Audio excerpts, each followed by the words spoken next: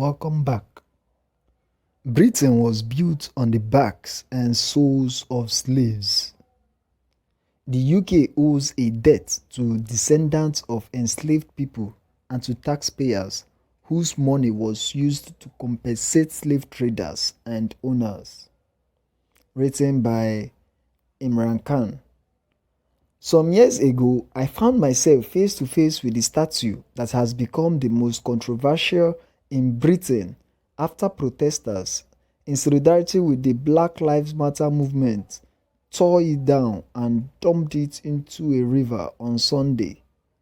Back then though, in Bristol's harbour stood Edward Colston (1636 to 1721), looking every inch the respectable English gentleman, leaning ever so slightly forward onto his cane. Even then he was a controversial figure because of the two things he is remembered for: slave trading and philanthropy. Colston was deputy governor of the Royal African Company (RAC) in 1689. The RAC was effectively a private militia, navy and trading company that bought and sold gold, silver, ivory and enslaved people.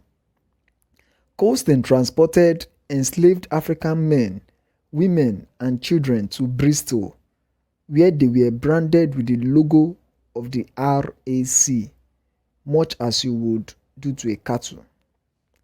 According to records from the time, 19,000 enslaved people trafficked from the Ivory Coast died on the journey. Bristol was a hub not just for Colston and the RAC, but for the global slave trade. The statue made me angry back then. It was erected in 1895. It was a celebration of a man who bought his way into the civic history of Bristol. The statue was erected to celebrate his largesse to the city. He gave generously to charities, educational and health institutions, and they loved him for it. Britain formally abolished the slave trade in 1807, but only outlawed slavery in 1834, after the Slavery Abolition Act was passed by the Parliament the year before. The British government paid the slave traders £20 million in compensation, which was 40% of its budget. That is some £17 billion or $21 billion in today's money. The government took out a loan to pay it, which was only paid off by British taxpayer money in 2015.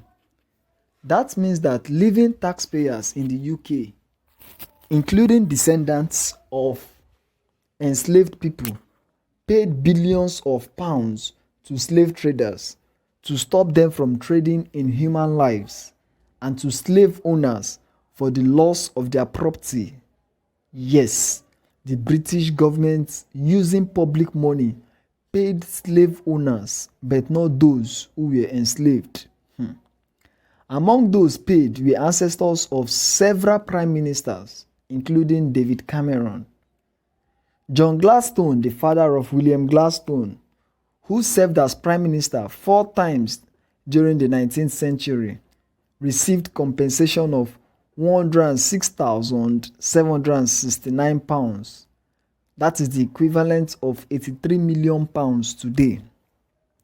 Edward Colston died in 1721, but slavery continued for another 100 years.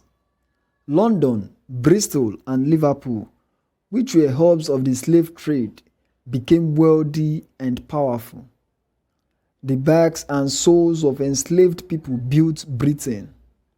The backs of those who toiled in cotton fields and plantations in British colonies, and the souls of those who did not survive the journey. Between 1640 and 1807, some 3.1 million enslaved people were transported from Africa. According to the government's own National Archive figures, 2.7 million arrived. The rest died en route. I remember I had my headphones on the day I stood facing Colston's statue. Imran Khan said, "At the time, some of my favorite music was coming out of Bristol, music rooted in Afro-Caribbean culture, but reversioned into something uniquely British by people like me, the sons and daughters of immigrants from Britain's former colonies." We do not know if Colston used his immense wealth to try to whitewash his slaver past by building Bristol and through some generous acts of charity, but Britain owes a debt, not just to the descendants of enslaved people, but also to British taxpayers for using their money to make slave traders and owners even wealthier. As I walked away from the statue that day, I could never have imagined it would meet a watery grave. Now I wonder how many more statues of British slave traders might meet a similar fate. Ha ha ha. Very, very interesting. So guys, if you have anything to say concerning slavery, slave traders, slave owners in the past, and what should be done to their statues, drop your comments in the comment section. And don't forget to subscribe to this channel. Thank you.